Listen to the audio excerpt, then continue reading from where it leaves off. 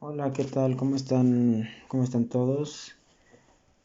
Hoy vamos a estar hablando sobre la cultura, la multiculturalidad y algunos otros temas relacionados y enfocados a los negocios. Comencemos diciendo qué es la cultura, para entrar en contexto. Y para esto hablemos un poco de historia. Y esto surge en Alemania a finales del siglo XVIII, en donde aparecen en los estudios denominados de historia universal, mediante los que se trataba de reconstruir una historia general de la humanidad y de las sociedades a partir de los orígenes. Los historiadores alemanes en un principio adoptan el término Kultur, el cual deriva del latín colere, que significa cultivar en el sentido agrícola.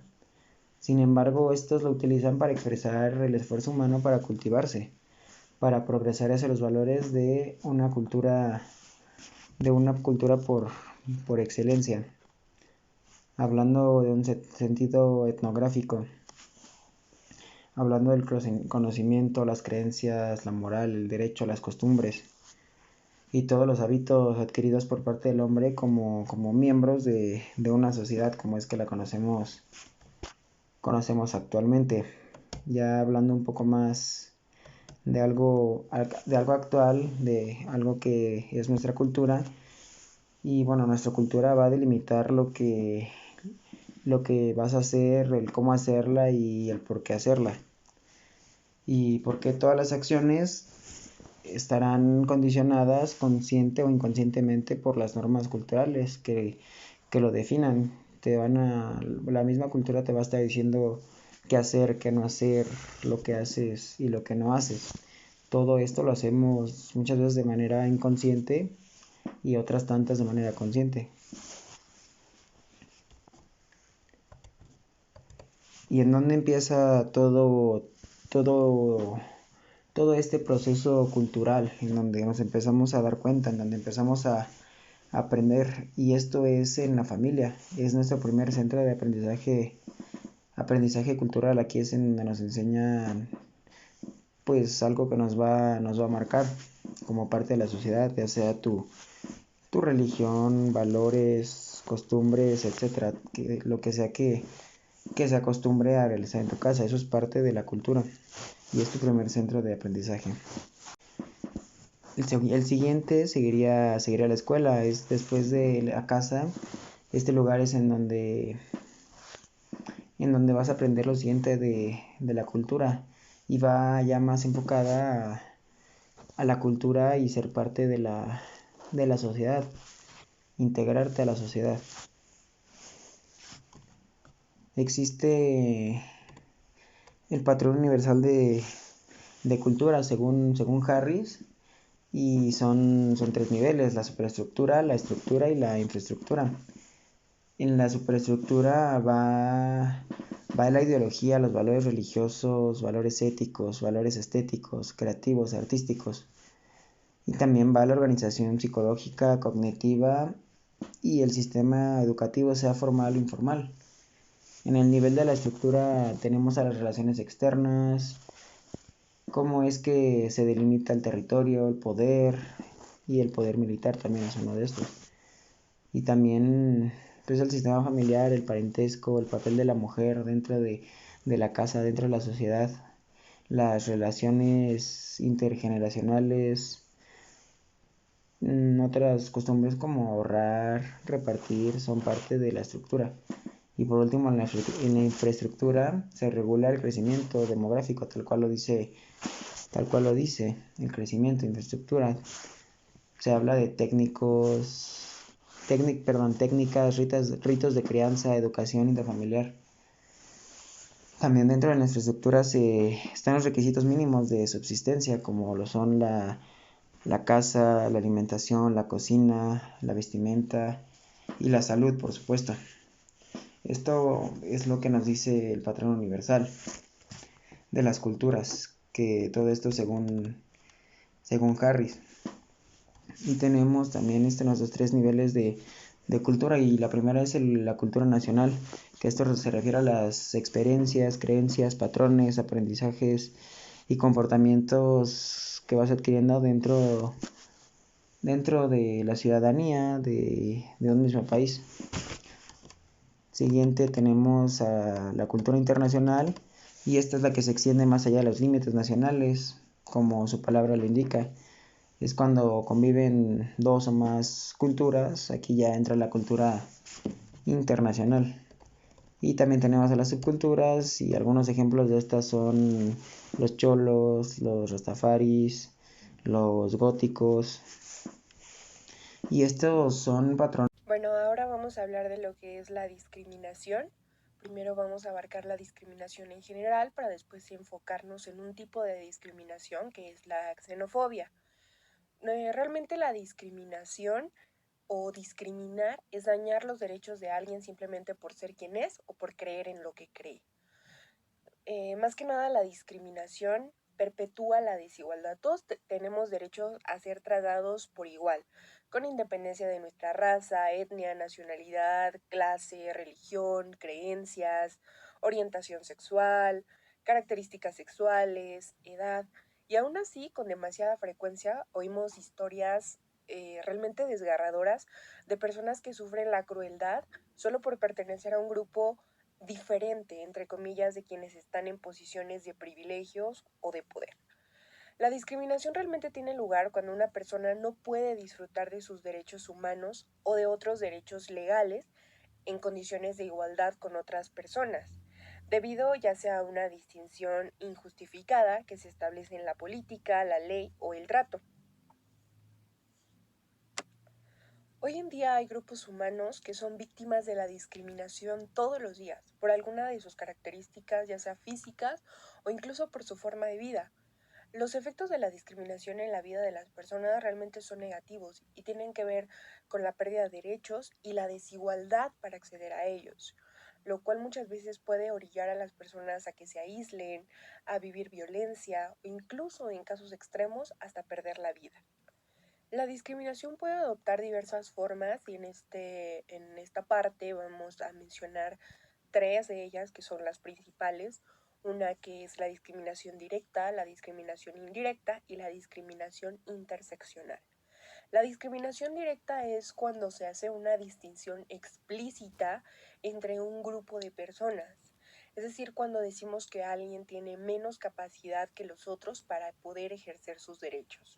Un ejemplo sería cuando una ley exige que por ejemplo, que las mujeres aporten pruebas de un determinado nivel educativo como condición, ya sea para obtener su derecho al voto, para poder tener un trabajo, y que esto solamente se le pida a las mujeres y no a los hombres.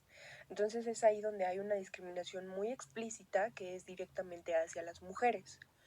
La discriminación indirecta es cuando no hay una distinción explícita, pero que de todas formas con las acciones se muestra que se está haciendo esa distinción. Y la discriminación interseccional es cuando varias formas de discriminación se combinan y dejan a un grupo de personas en específico en una situación de desventaja. Por ejemplo, la discriminación contra las mujeres en muchos casos supone que a ellas se les pague menos que a los hombres por el mismo trabajo. Entonces, esta minoría pues suele hacer o mostrar un comportamiento que a las personas que forman parte de ellas se les pague menos que a otras por el mismo trabajo. O cuando las mujeres reciben un salario inferior al de otras mujeres y al de los hombres, incluso de ese mismo grupo minoritario. Ahí se está sufriendo discriminación interseccional debido principalmente al sexo, al género y al origen étnico. En general es esto lo que significa discriminación. Y en conclusión es el hacer a un lado a las personas que son diferentes a nosotros, que creemos que están actuando de manera diferente a lo que nosotros creemos o que físicamente son diferentes a nosotros. Eh, Ahora vamos a general de la discriminación contra las personas extranjeras o mejor conocido como xenofobia. Esta discriminación contra la población extranjera se basa muchas veces en ideas de superioridad y racismo fomentadas a menudo por políticos, pues que buscan como ciertos chivos expiatorios para problemas económicos y sociales en un país. Más que nada es cuando existen casos donde hay discursos cargados de odio de políticos, en donde se califica erróneamente a las personas extranjeras como delincuentes y se acusa de sobrecargar el sistema de salud.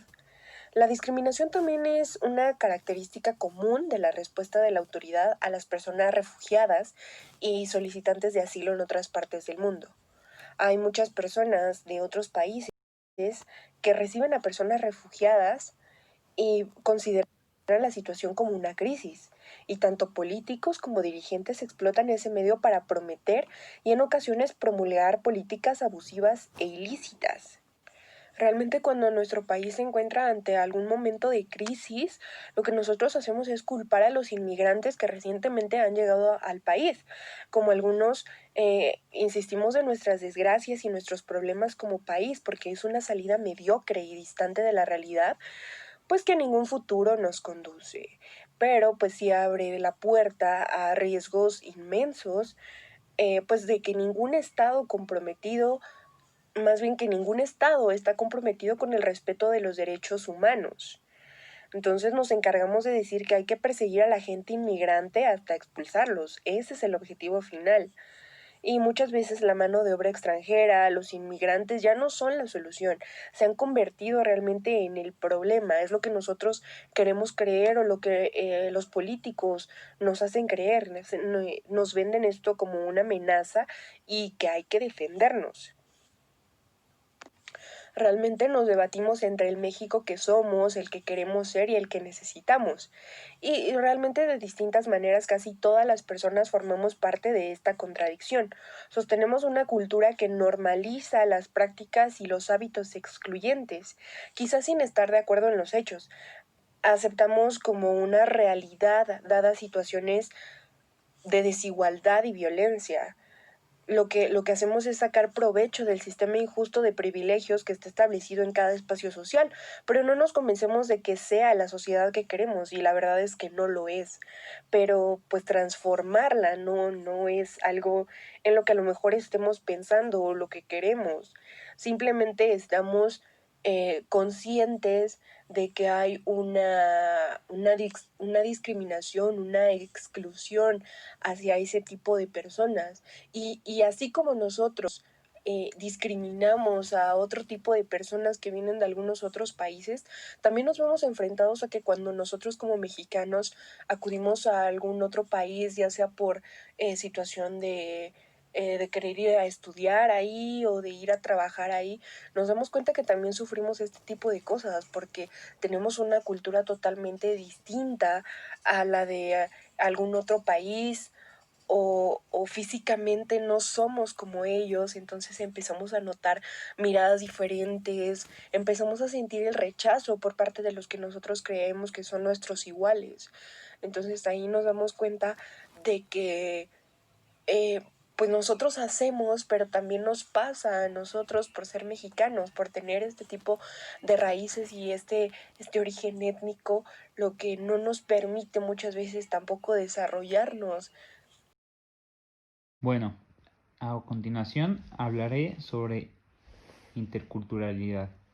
La palabra interculturalidad se refiere a las relaciones de intercambio y comunicación igualitarias entre grupos culturales que diferentes en atención a criterios, ya sea como las etnias, la religión, la lengua, la nacionalidad, entre muchos otros.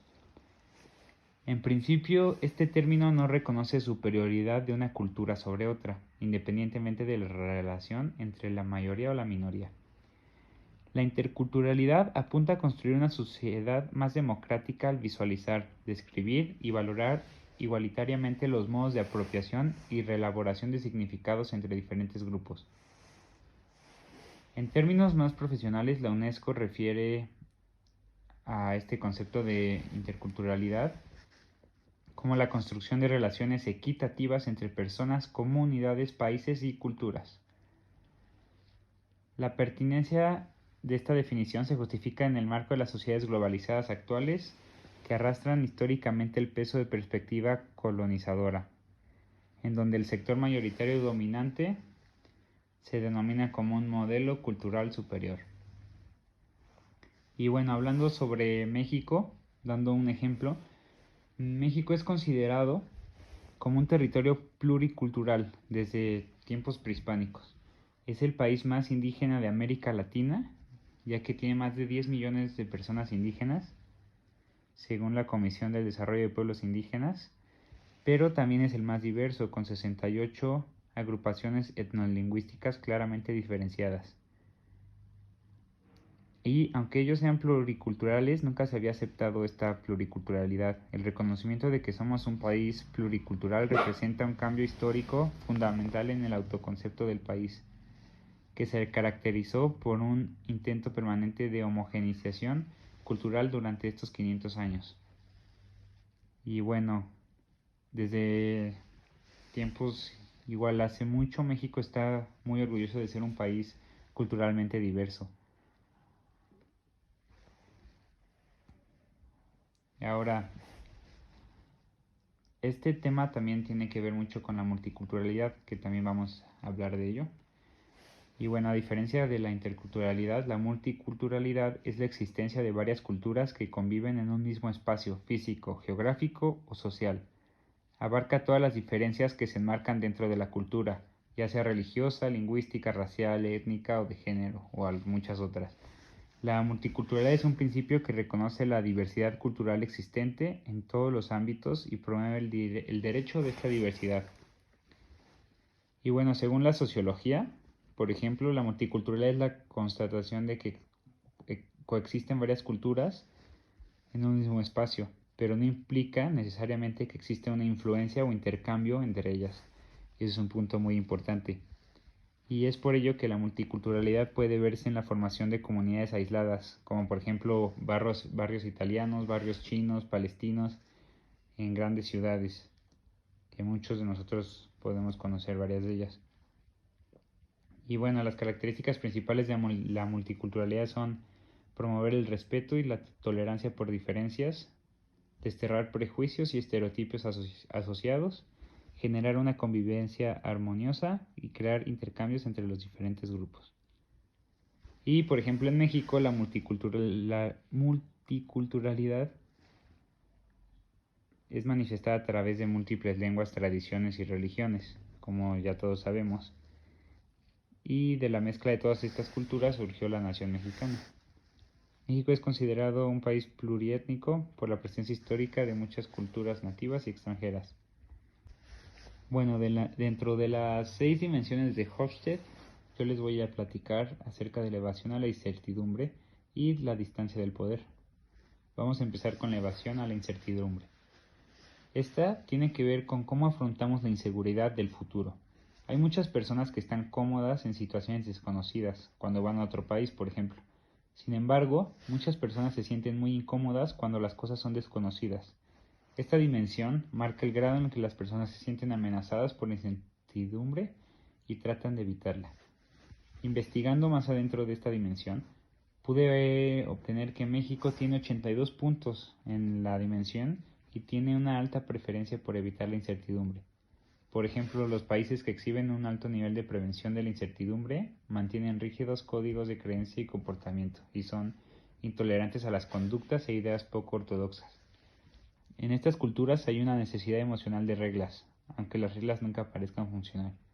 El tiempo es dinero, la gente tiene un impulso interior de estar ocupado y trabajar duro. La precisión y la puntualidad son la norma, la innovación puede ser resistida.